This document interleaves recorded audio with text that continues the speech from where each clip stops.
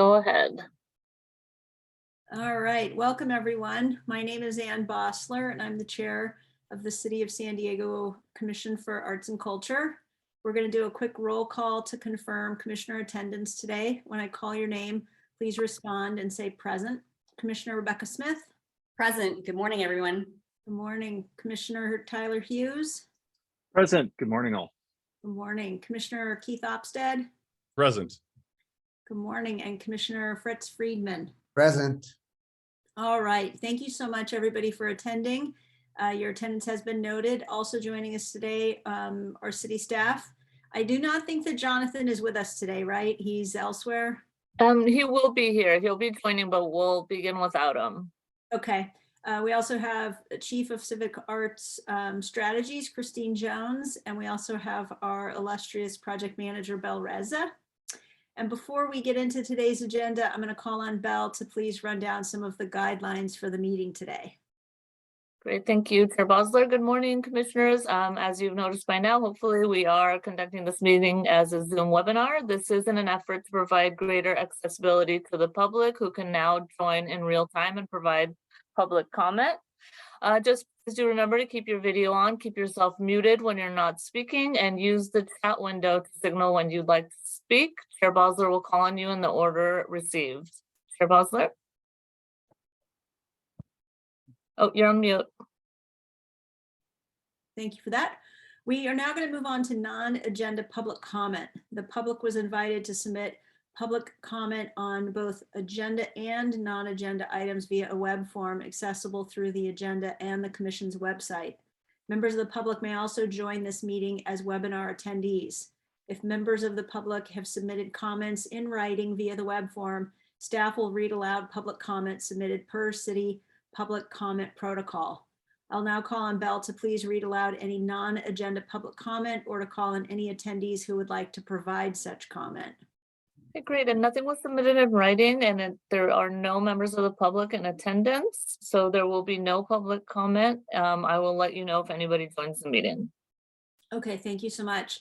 So the first item we have is to approve the minutes from the October 14th committee meeting.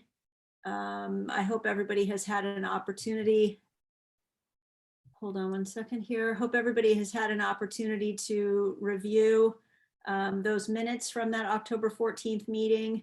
If anybody would like to make a motion to approve those minutes, Commissioner Friedman. I move to accept the minutes for the October 14 meeting.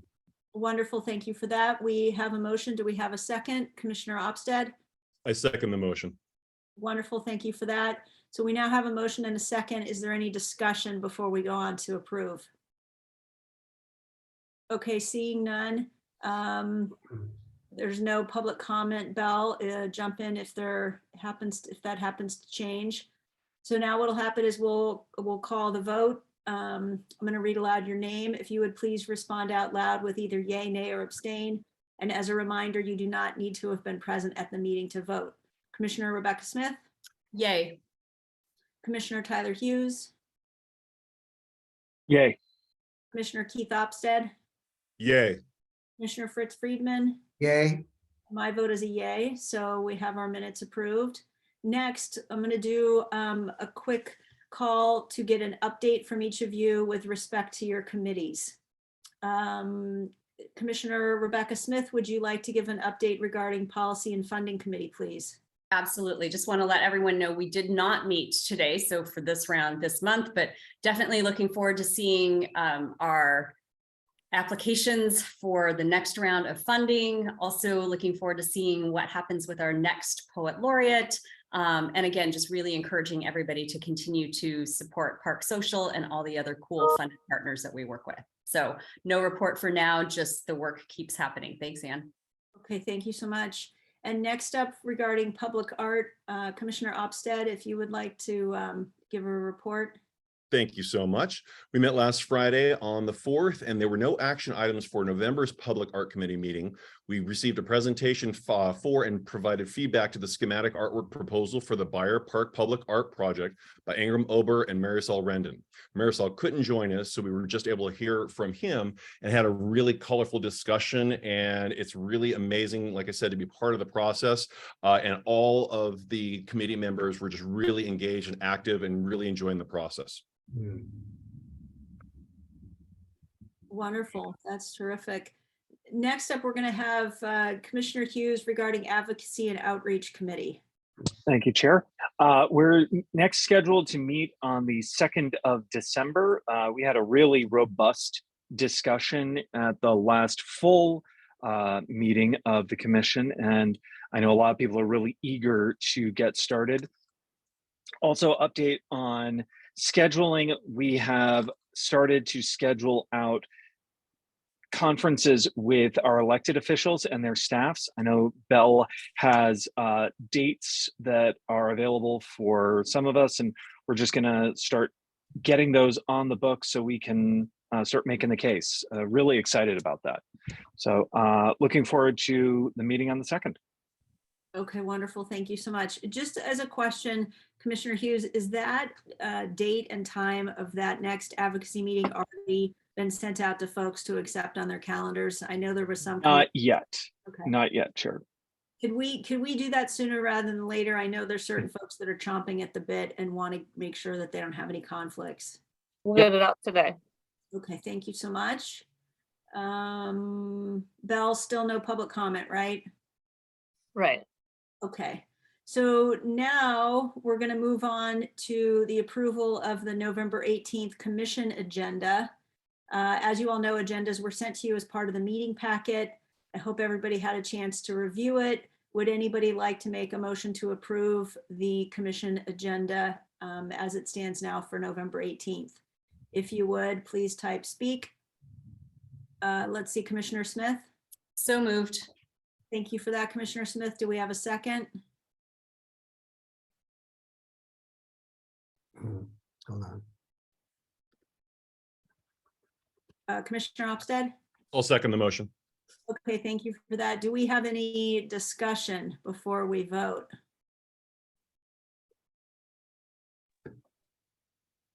Chair, just wondering if, and maybe Christine can speak to this, if the recent passage of Prop, I think it was 28, for funding, arts funding for the schools, if that has any impact on us, or because that just passed, we're still gonna be a little bit in a limbo of not knowing how that money gets out from the state level down to municipalities. Yeah, so I think there's probably more information to come as to how that will happen and whether that will go to municipalities or if it'll go straight to the school districts themselves. So more to come.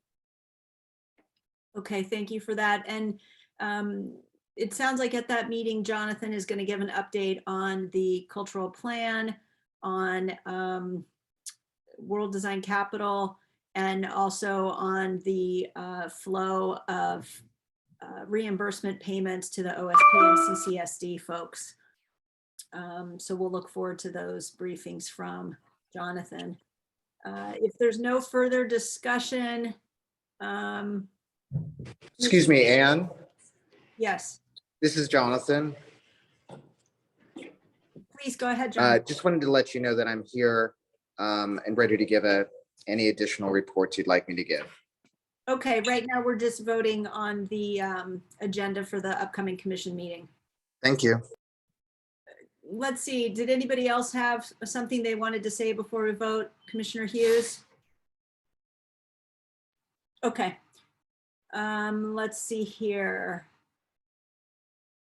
Let's go ahead and vote. When I call your name, please respond out loud with yay, nay, or abstain. Again, this is regarding the agenda for our upcoming commission meeting. Commissioner Smith. My vote is a yay. Thank you. Commissioner Tyler Hughes. Yay. Commissioner Opstead. Yay. Commissioner Friedman. Yay. Thank you. My vote is a yay as well. And at this point, we're going to turn it over to Jonathan, perfect timing for staff reports. Take it away, Jonathan. Thank you. Good morning, everyone. I wanted just to start with a candid update on the funding program, as you requested. And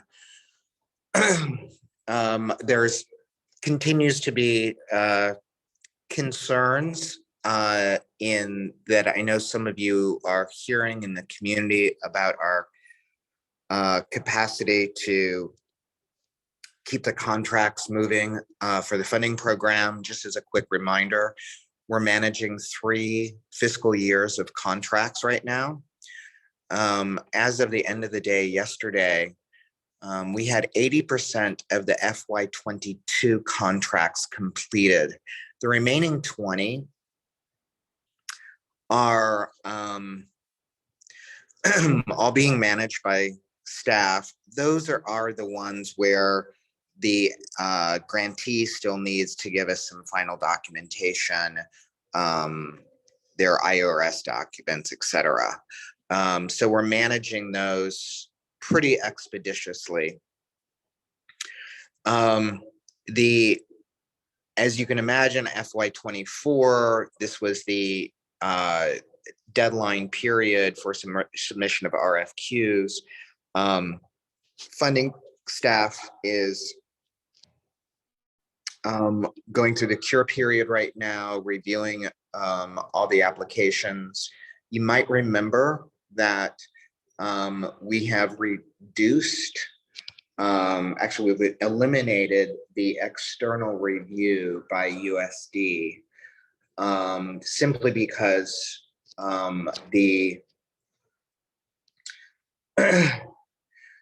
that additional review period was something that staff has the expertise to understand, and it was an additional layer of review that we just felt at the staff level wasn't necessary. But that also eliminates the turnaround. It reduces turnaround time by probably 2 weeks. So staff is working on that right now. Christine, when is the actual cure period?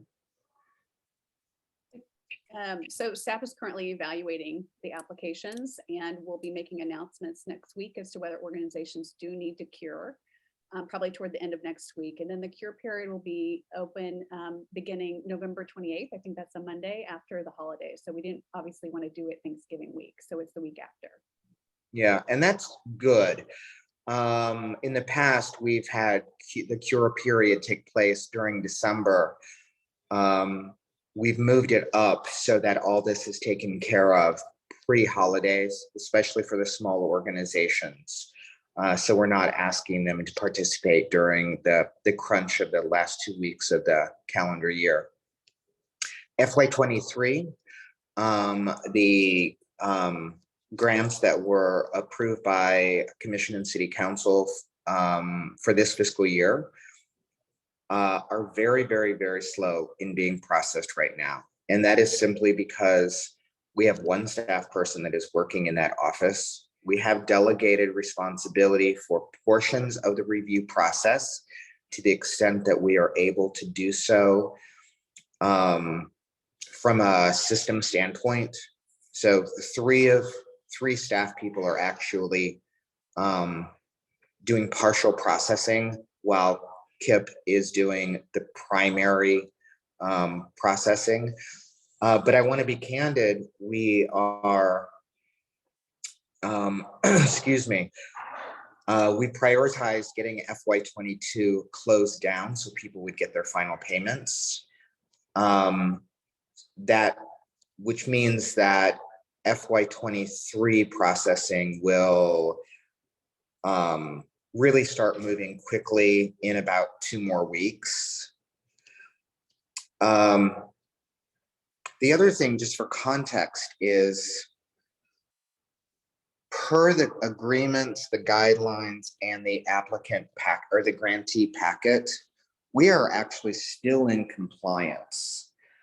All of those documents say give us 5 full months to process the contracts, the FY23 contracts.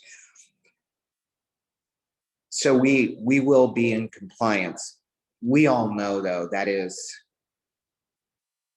not the way we should be running this program, and it's certainly not what the community needs, especially the organizations that we have worked with so hard to get them into the program.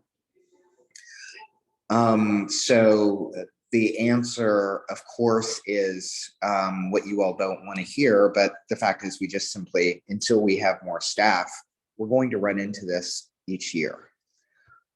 So that's the candid report on, and I'm happy to stop there, Anne, and answer any questions if you'd like. Commissioners, do you all have questions or thoughts on any of that? Commissioner Ofsted? So Jonathan, there are times of the year that are obviously more busy than others, and I don't know if there is an opportunity to bring on some part-time help to No. expedite things. No, it's got to be a full-time position. No, and this is, and I appreciate that question because you work inside a very large public institution, so you're familiar with how these large organizations can work. We don't have, for us to bring on a part, firstly, how do I say this succinctly? Firstly, it is the level of access that a part-time person would have to contracts is extremely limited. So to bring somebody in, we would have to actually do the same level of recruiting that we do for permanent. Then they would have to be trained for systems. And even at that point, if they're not a permanent employee, how much access they have to city systems is going to be limited. So that really has not panned out. I appreciate one of the commissioners last month said, well, can't we volunteer? What I've said is, which I really appreciate is, and the staff is tired of me talking about pre-systems, but there was a time not very long ago when literally it was hard copy. I, in my position in past jobs, could literally take the contracts home on a Friday night, sign them all, and they were out the door. That is not legally possible, nor are the city's procurement systems put in place to accommodate that. So we have talked internally about temporary assignments from other departments. As you all know, the city is chronically understaffed. Coming out of COVID, we've had the same level of challenge hiring as everyone else has. So it's kind of a twofer. Arts and culture is chronically understaffed. And then the city is being really challenged with hiring. How that impacts us is that the purchasing department can't move as quickly as they would like because they don't have enough staff either. The good news is, and this doesn't get money in the pockets of our grantees as quickly as we'd like, the data, or excuse me, the grants management software that was approved for FY23, we are going to be putting that in place during this fiscal year. That is a much more seamless system where there'll literally be a dashboard and the applicant can go online, just like I use the example of Kaiser. Go on the dashboard, they can upload documents, they can see where it is in the system, and in the same way staff can do that. So it's much more user-friendly, which will reduce time and reduce errors. That's not for another fiscal year, though.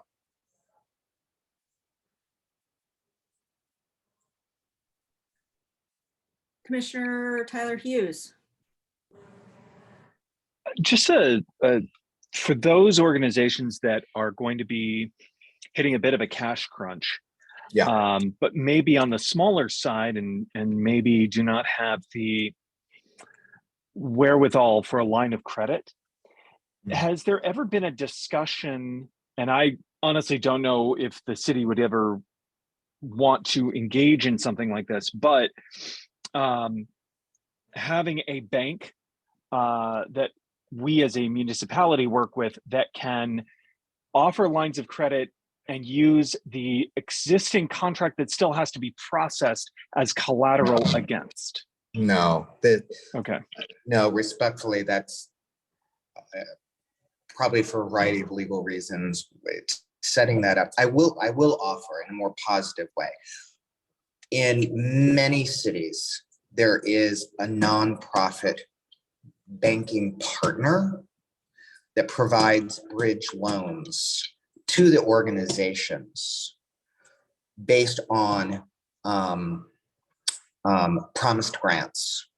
San Francisco is a great example of a city that has had that in place for 25 years, if not more. Chicago has one. Many cities have a nonprofit partner that does conduct that kind of work. Certainly something that we could look into through the cultural planning process, but I'm quite sure, without even talking to legal, that's not an avenue that the city would be willing to go down. But I love the idea of a nonprofit bank partner. Yeah. Can we, Yeah. that is part of the cultural plan process? That sounds like a good idea. I've talked with a number of nonprofits of late who that would be pretty important, especially knowing that it could be 2-3 months between the time they ask for reimbursement and the fact that it's reimbursement, right? I mean, it's great that they get the funds, but they have to front the funds. Yes. Keeping in mind this year, though, we did have a major win in that we now front 50% of the funding.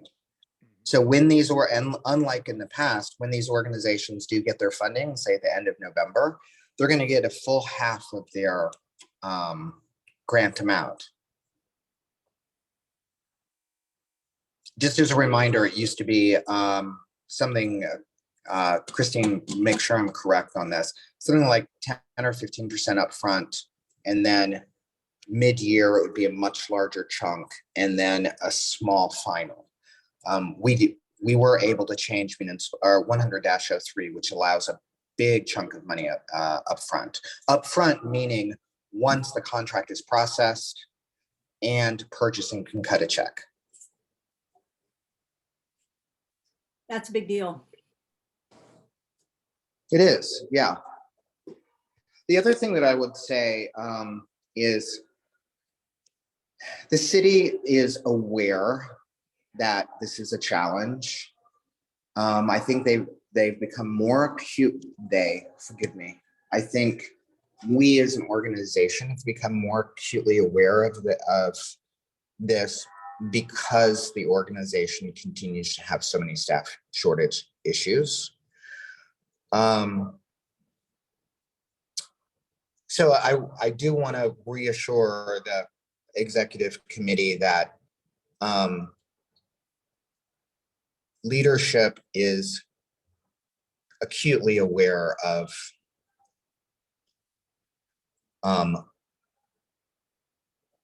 the challenges that maybe some of the organizations could be facing, and especially in light of the fact that we've spent a lot of time over the last 2 years talking to the community about the fact that we're committed to lowering thresholds. And we really have, from a policy perspective and a procurement perspective. It's just simply there are not enough hands on deck right now to keep things moving smoothly or as quickly as possible.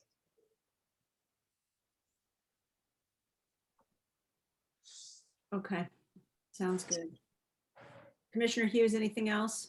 No, I really appreciate that answer, Jonathan. And we know that you and the entire team at Arts and Culture and in the procurement departments are understaffed and are working yeoman's work, doing yeoman's work to get these monies out. So it is just a matter of what we as commissioners and a community can do to support those efforts. And I think exploring a bridge loan opportunity with a bank coming up in the cultural planning process is really exciting. Yeah. The other thing that I would just leave with you is we are going into interview phase for candidates for the second funding team position. So we anticipate having somebody identified by the end of November. Depending on whether it's an internal or an external candidate, we could have somebody on board early December or as late as January 1. So we will get through this phase.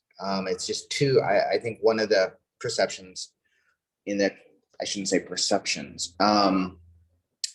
Unfortunately, 2 years in a row, we've been hit with staff transitions in the fall when we have this peak processing time.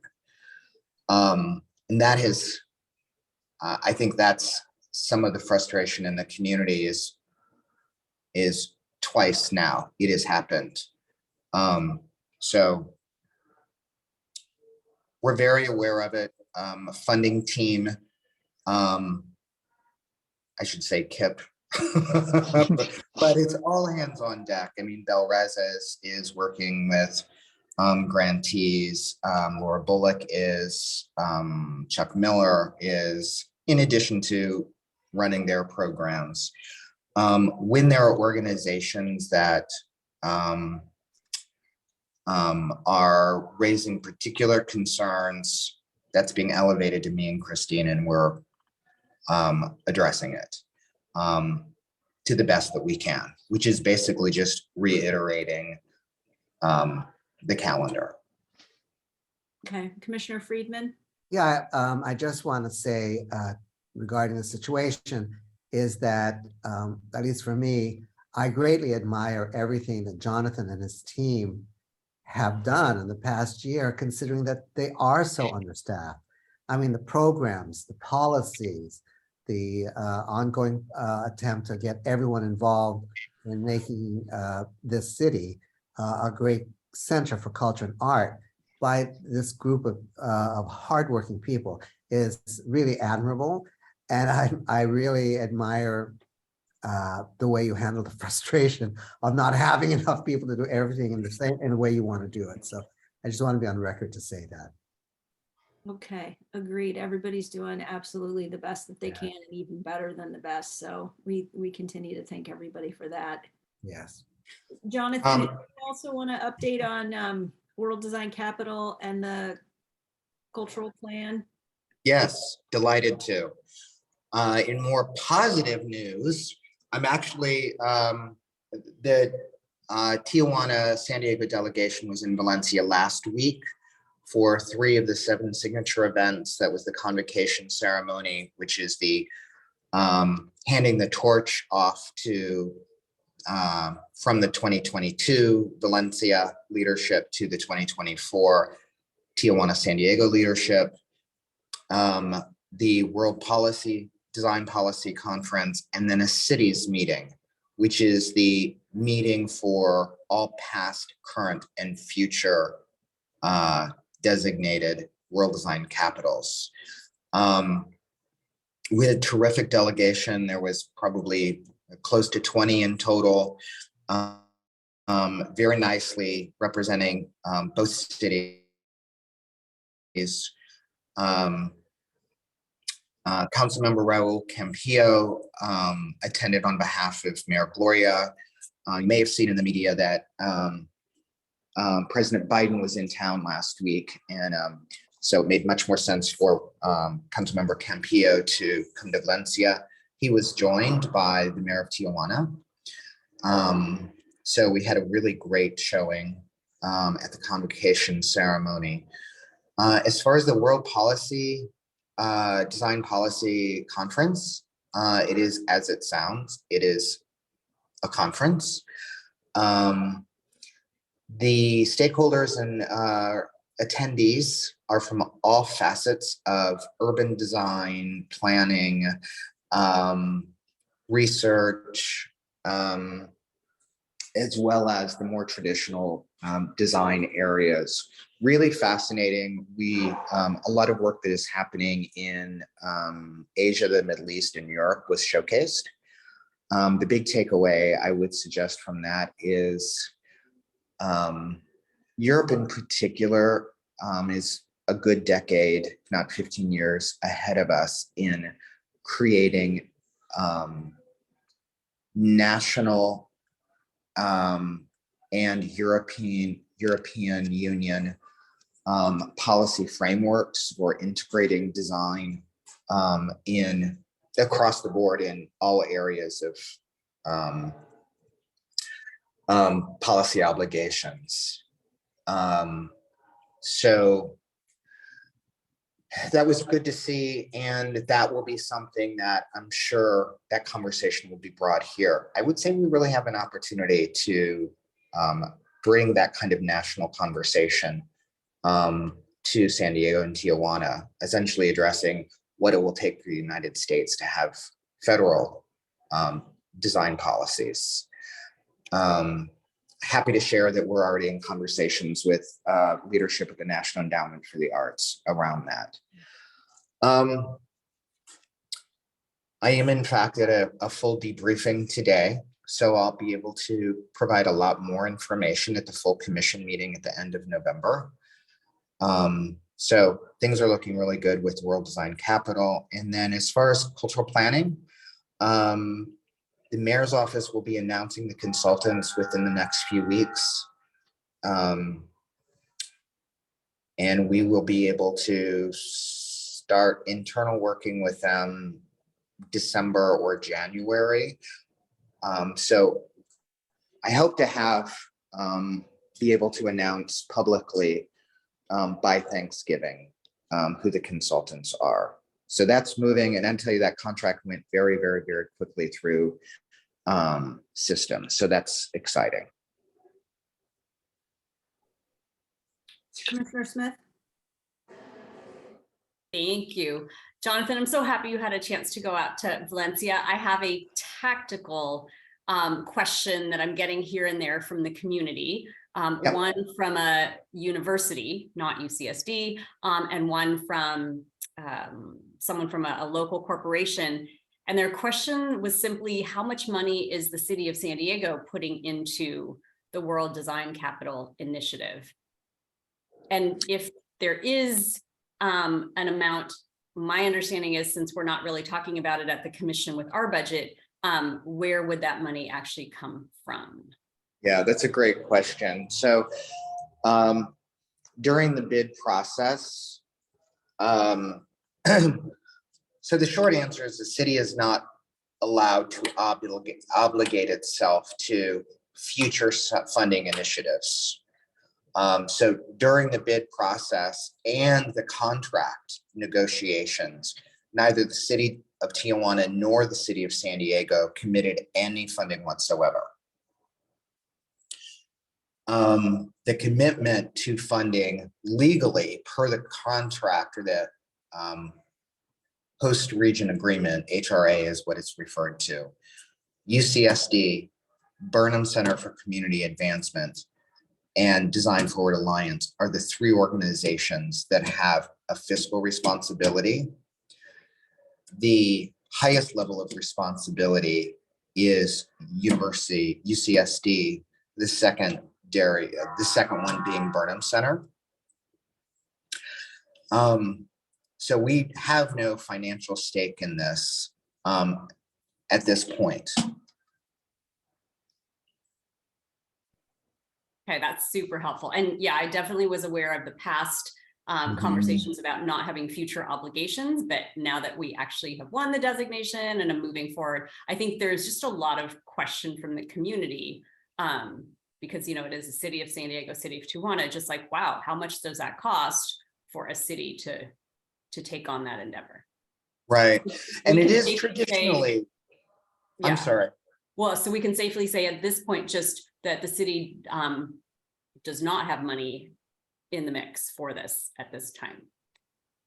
Should I even Correct. say at this time, just say the city, I think I just want to be advised on how to answer these questions. So I would say the really safe, succinct answer is the city's not obligated, has not put any money into it and is not obligated per the contract. Okay. With Well, that, and, you know, they don't know about the contract and they don't care. Could I add the phrase, and that this endeavor will be funded by private dollars, private and philanthropic dollars, or I don't know. Because if you say the city's not going to pay for it, their next question is going to be, well, then who's paying for it? oh, a combination of philanthropic, governmental sources that may not be our annual general fund budget. There's a lot of grant writing activities taking place already. Certainly corporate sponsorships. There's many opportunities for corporations to put their name on, especially the 7 signature events. The level of, well, one thing that I'll mention is the level of visibility nationally, but more importantly, internationally on this. And after we were in Valencia, this became very apparent. One of the biggest legacies has been shifting the brand or the identity of the community in which it takes place. And the media, to a great extent, because the media attention placed on that city. So Valencia, which is a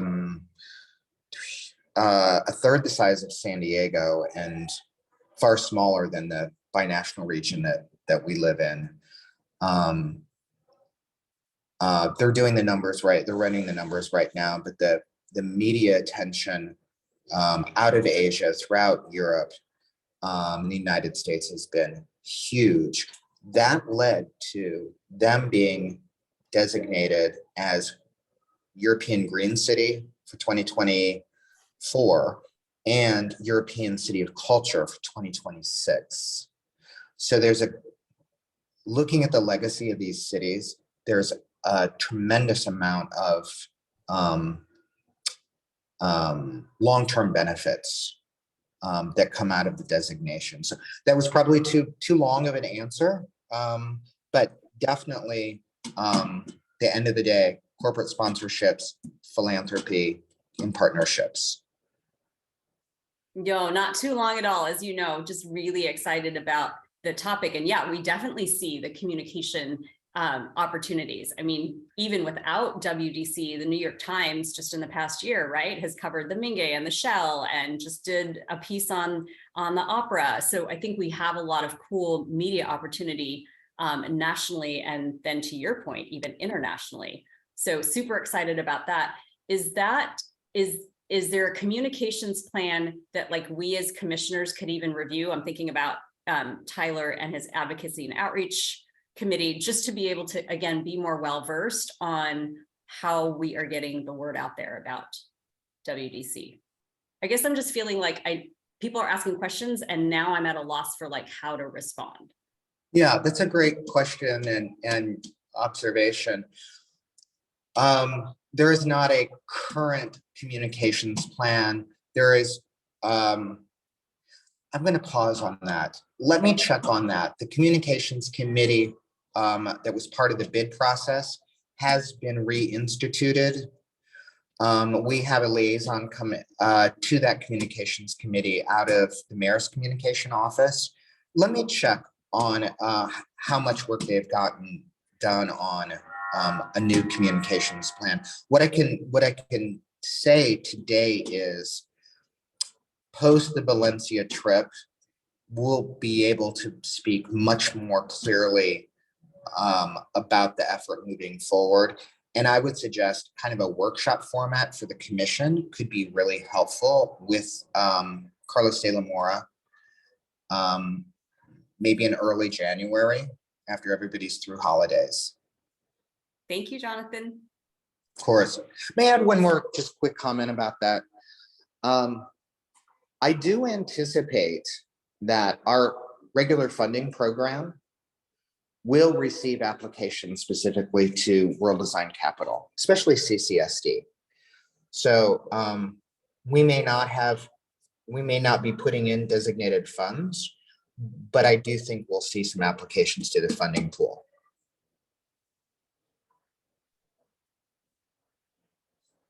That sounds good. I think that makes a lot of sense. And I think I'll leave it there. Christina, anything really quickly you'd like to add? No, I don't think so today. I think that was very robust. Thank you. And there you have it, Anne. Okay, sounds good. Anything from anybody else before we adjourn? And may I ask a favor of all the executive committee members? If you do hear of, because I know you're all out and about and you speak with the field.